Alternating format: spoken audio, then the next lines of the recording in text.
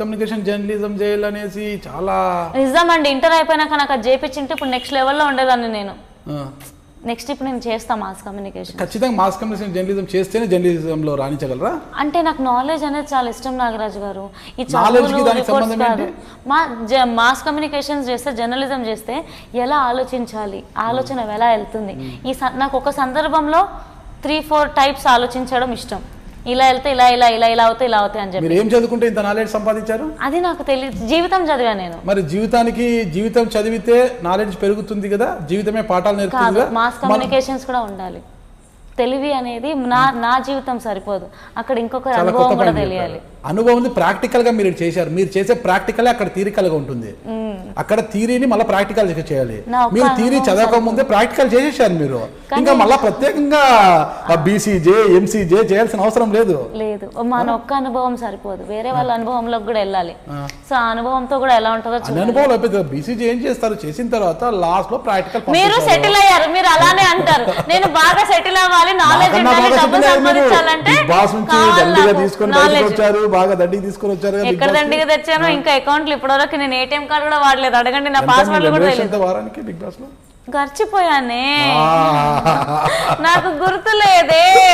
20,000 అవునా? తెలీదు, నిజంగా నాకు లెక్కలు రావు. 20,000 ఎన్నో కొన్ని వచ్చాయి కానీ లెక్కలు తెలియదు నాకు. ఎందుకు మీరు టాప్ 4 లో ఉన్నప్పుడు 10 lakhs ఆఫర్ వచ్చింది కదా, ఎందుకు తీసుకోలేదు? 10 lakhs నేను షోకి వెళ్ళక ముందు ప్రేక్షకులకు ఎవరికి తెలియదు. నిజం అంటే చాలా తక్కువ తెలుసు, నేను ఒప్పుకుంటా. కానీ వారం వారం వారం వారం సేవ్ అయ్యే కొద్దీ టాప్ 5కి వచ్చేసరికి ప్రేక్షకులు నన్ను ఇంత ఇష్టపడుతున్నారని నాకు క్లారిటీ వచ్చేసింది. లేకపోతే టాప్ 5లోకి నేను రాను, ఓట్లు పడకపోతే. ఆ క్లారిటీ వచ్చినప్పుడు నాకు ఏ పొజిషన్ ప్రేక్షకులు ఇస్తున్నారు అనేది తెలుసుకునే క్లారిటీ నాకు కావాలి. నా వరకైతే నాకు అది ఇంపార్టెంట్, అందుకే నేను తీసుకోలేదు.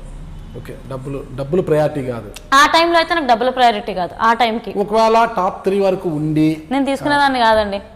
25 lakhs కూడా తీసుకునేదాన్ని కాదు. నేను చెప్తున్నా కదా, నా ప్రేక్షకులు తీసుకున్నాడు, అది తన ఇష్టం. తన పాయింట్ ఆఫ్ వ్యూ ఏంటో నాకు తెలియదు కదా. మీకు సోహెల్ ఎలా పరిచయం?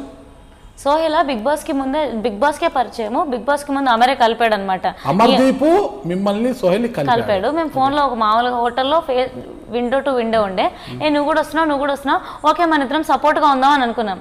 ఎంత సపోర్ట్ గా ఉన్నామంటే చాలా బాగున్నారు, మామూలుగా లేదు అసలు. అయ్యో ఎందుగా అయ్యా అనుకున్నాం. నాగార్జున తక్కువ సమయంలో ఒరే రారా పోరా పోయే రాయే అనేంత చనువు ఏర్పడిందా? సోహెల్ దగ్గర ఉంది అది మనస్తత్వం. అందరితో కలిసిపోయే అబ్బాయి రావే నేను చెప్పాను కదా ఇంతగా, నేను కొందరిని అలా పిలుస్తాను, కొందరిని ఇలా పిలుస్తానని.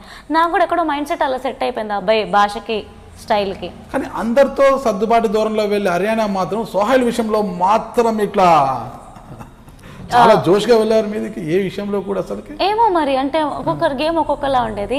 సో నాకు సోహెల్కి అలా ఉండిందేమో. అంటే అది ఓన్లీ గేమ్ మాత్రమే. ఇప్పుడు బాగానే ఉందా? ఇప్పుడు మేము ఇంకా మొన్ననే మాట్లాడుకున్నాం, ఏంటి మన గురించి ఇంత మంచి వీడియోస్ బయటకు వచ్చినాయి, సోహెల్ చాలా మంచిగా అనిపిస్తుంది, అయ్యో అనవసరంగా గొడవ పడ్డామే అనుకున్నాం. కానీ మనకి గొడవ పడ్డందుకే ఇట్లా అయిందేమో కూడా తెలియదు కదా. ఎండ్ ఆఫ్ ది డే రియల్గా మేము ఇద్దరం చాలా మంచి friends. Haryana and Avinash combination లో అవియానా వచ్చింది కదా, అవియానాగా మారిపోయింది కదా. ఇద్దరు కాంబినేషన్ లో మొన్న ముక్కు అవినాష్ ఒక యూట్యూబ్ ఛానల్ క్రియేట్ చేశారు కదా, దాంట్లో ఏ డేట్ విత్ హర్యానా అని అందరినీ కొద్దిగా ఆశ్చర్యానికి గురి చేసి, ఏంది డేట్ విత్ హర్యానా ఉంది, ఏంటిది ప్రోగ్రామ్ అనేసి. కానీ ఆ ప్రోగ్రామ్ అంత వేరే చూసా, కానీ క్యాప్షన్ మాత్రం చాలా బాగుంది, డేట్ విత్ హర్యానా అనేది. అది నాకు తెలిసి అవినాష్ శ్రీముఖి గారి ఐడియా, అది ఇద్దరిది ఐడియా. సో వాళ్ళిద్దరు కలిసి చేశారు. ఈ సందర్భంగా Avinash and Sreemukhi, I just love you both. Sreemukhi especially about you, you are so down to earth. నేను కలవక ముందు I was like, oh anchor చాలా బాగుంది, చాలా స్పోర్టీగా ఉంది, ఈ ఉమెన్ చాలా బాగుంది అనుకున్నాను. బిగ్ బాస్కి వెళ్ళాక నీ పర్సనాలిటీ తెలిసాక, ఓ షీఈస్ వెరీ ఇన్స్పైరింగ్ అనుకున్నా. బట్ నిన్ను కలిసాక, you are a very good caretaker, I love you so much, seriously telling. నేను నీకు ఒక 2 times 3 times కలిసా. నిజంగా చెప్తున్నా, శ్రీముఖి గారు ఆమె ఒక లెవెల్లో ఉన్నారు ఇప్పుడు ఇండస్ట్రీలో.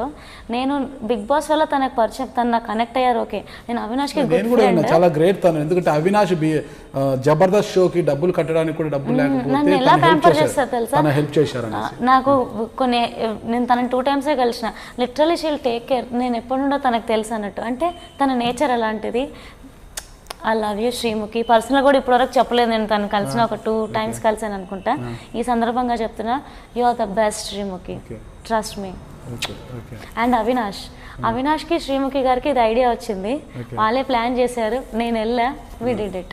ఏదైనా తొందరగా మీరు ఆకలింపు చేసుకుంటారనేది బిగ్ బాస్ ద్వారా తెలిసింది. ఏదైనా కూడా ఒక మనిషిని ప్రేమించాలన్నా వ్యతిరేకించాలన్నా కూడా అంతే స్పీడ్గా ఉంటారని. అంటే అవినాష్ కన్నా ముందు సోహెల్ పరిచయం అయ్యారు, సోహెల్తో ఎప్పుడు గొడవే, కానీ తర్వాత అవినాష్ పరిచయం అయ్యారు. అవినాష్తో ఆ స్నేహం అనేది చాలా పెరిగిపోయింది బాగా. ఎంతలంటే అవినాష్ మీకు తినిపించడము, అవినాష్ ఒకసారి ఎలిమినేట్ అవుతున్నాడు అనగానే బోర్ అని మీరు ఏడ్చడము, అవినాష్ ఏం చేసుకోవద్దు, నేను వస్తాను బయటికి, నేను వచ్చిన తర్వాత నేను చూసుకుంటాను అన్నీ, నువ్వేం భయపడద్దు, నేను ఉన్నాను మీకు అని అంతా ధైర్యంగా అంతా ఏడ్చారు. అవినాష్ మళ్ళీ తిరిగి లోపలికి వచ్చేంత వరకు గుక్కపట్టి ఏడుస్తున్నారు. ఎందుకు అంతలా బాధపడ్డారు? అంతా ఇద్దరి మధ్య అంత బాండింగ్ ఏర్పడిందా? నా ఫ్రెండ్ కదా, ఆ హౌస్లో అందరు నామినేట్ చేసినా నా ఫ్రెండ్ నన్ను నామినేట్ చేయలే. అండ్ అందరూ ఒక విధంగా గేమ్ ఆడుతున్నా కూడా ఈ అమ్మాయి ఎందుకు ఇలా ఆడుతుందని చెప్పి డీప్గా నన్ను దగ్గరగా చూసింది అవినాష్. నాకు జ్వరం వచ్చినప్పుడు నన్ను చూసుకుంది అవినాష్, నాకు ఆకలి వేసినప్పుడు ఫుడ్ పెట్టింది అవినాష్. అంత కేర్ టేకర్గా నన్ను చూసుకున్నప్పుడు నా ఫ్రెండ్ వెళ్ళిపోతే నాకు బాధ ఉండదా? ఇంకా నేను చాలా తక్కువ మందికే కనెక్ట్ అవుతా, అందరితో ఫ్రెండ్లీగా ఉన్నా కూడా. సో నాకు అన్ని చేసిన అబ్బాయికి నేను ఎలా ఉండాలి, యాజ్ ఎ గుడ్ ఫ్రెండ్గా ఎప్పుడు తనతో ఉండాలి కదా. సూటిగా ప్రశ్న అడుగుతా, ప్రేమ లేదు ఏం లేదు, లైఫ్ పార్ట్నర్ ఎలా ఉండాలో అని మీరు కలలు అంటున్నారు, అది అవినాష్లో ఏం లేదు. మీరే అన్నారు కదా నన్ను ఒక కేర్ టేకర్ గా చూస్తాడు, రిలేషన్షిప్ వేరు. ఆ స్నేహము పెరిగి పెరిగి ప్రేమగా మారుతుందని గ్యారంటీ ఏంటి? అది భవిష్యత్తుకు వదిలేద్దాం అంతేనంటారు. అంతంటే ఆర్యానా 1 year టైం పెట్టారు, ఆ 1 year లో నేను పెళ్లి చేసుకుంటా బాబు, ఇంకెంత కాలము పెళ్లి చేసేసుకోవాలని ఆర్యాన గారు. ముక్కు అవినాష్ కూడా 6 months to 1 year లో నేను పెళ్లి చేసుకుంటాను. ఇద్దరి యొక్క ఆలోచన ఒకే విధంగా ఉందన్నమాట. ఈ జర్నీ ఒక 6 నెలలు ఇలాగే కొనసాగితే ఆర్యానా అవినాష్ అవియానాగా మారిపోతుంది కదా. ఇంకా ఇప్పుడు వచ్చిన ఇప్పటికైతే మారదు, భవిష్యత్తు ఎందుకంటే సమయం సందర్భం అన్నిటికీ సమాధానం చెప్తుందండి. దేనికి మనం కంగారు పడకూడదు, ఇదైపోద్ది అదైపోద్ది అని అన్నీ అనుకుంటాం, కానీ కొన్నిసార్లు ఏవి అవ్వవు. చూద్దాం ఒకవేళ ఫ్యూచర్లో ఏమవుతుందో. అంటే ఇది అవినాష్ లో ఉన్న క్వాలిటీస్ అమర్దీప్ లో కావచ్చు, వినయ్ లో కావచ్చు లేవంటారా? వినీత్ గురించి అలా మాట్లాడితే నాకు కోపం వస్తుంది, ఎందుకంటే వినీత్ నాకు అమ్మలా అంటాడు, మా అమ్మ తర్వాత అమ్మలా అంటాడు. Amar is my friend, next border మాకు ఎప్పుడు ఉండదు. మేము యాక్చువల్లీ లిటరల్లీ కొన్ని పర్సనల్గా డిస్కస్ చేసుకుంటాం, చెప్పలేము. సో తన లైఫ్ స్టైల్ ఏంటి, నా లైఫ్ స్టైల్ ఏంటి. నాకు స్నేహితులు అంటే స్నేహితులే, అది ప్రేమగా మారినప్పుడు చూసుకుందాం, కానీ ఇప్పుడైతే స్నేహం అంటే స్నేహం. వినీత్ అంటే బిగ్ బాస్ హౌస్ లోకి వచ్చి మీతో మాట్లాడు, ఓకే అతను వచ్చినప్పుడు ఆయన ఏం భయపెట్టేశారు ఒకటేసారి, ఏం పక్కన వాళ్ళతో మాట్లాడు, వినీత్ నాతో మాట్లాడు, నాతో చాలా రోజులైంది నా వాళ్ళని చూసి, సో నువ్వు అటు చూడకు అంటే మళ్ళీ 5 నిమిషాలు బిగ్ బాస్ వెళ్ళిపోమంటాడు అని చెప్పేసి ప్లీజ్ నాతో మాట్లాడు, నన్నే చూడు, ఎందుకంటే నాకు తెలుసు 5 నిమిషాల కంటే వెళ్ళిపోమంటారని. నేనేమో అప్పటికి ఫుల్ అందరినీ గేమ్ ఆడుతున్నా, అన్ని మెంటల్గా ఇదైపోతున్నా, నా ఫ్రెండ్ని చూసుకుంటున్నారే, నా వాళ్ళని చూసుకుంటున్నా. ఆయన 6 అడుగులు బాహుబలి టైప్ లో ఉన్నాడు, ఆర్యానా చూస్తే కరెంటు తీగలాగా బక్క చెక్కగా ఉంది.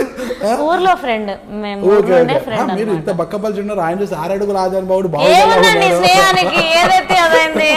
ఆయన కూడా బెదిరించేశారు అసలు.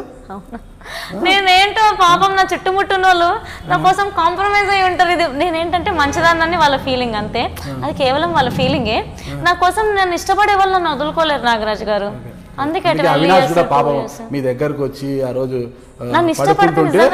చాలా రిక్వెస్ట్ చేశాడు, వచ్చి ప్లీజ్ ప్లీజ్ ఏదో పొరపాటున అన్నా కూడా లేదు నేను డిస్టర్బ్ అయ్యాను, నేను నీతో తిరిగి మాట్లాడాలంటే కొంత టైం పడుతుంది నాకు, లేదు నేను ఇప్పుడు వెళ్ళాను, పాపం బ్రతిమాలి వెళ్ళి దుప్పటి కప్పుకొని పడుకోడు అవినాష్.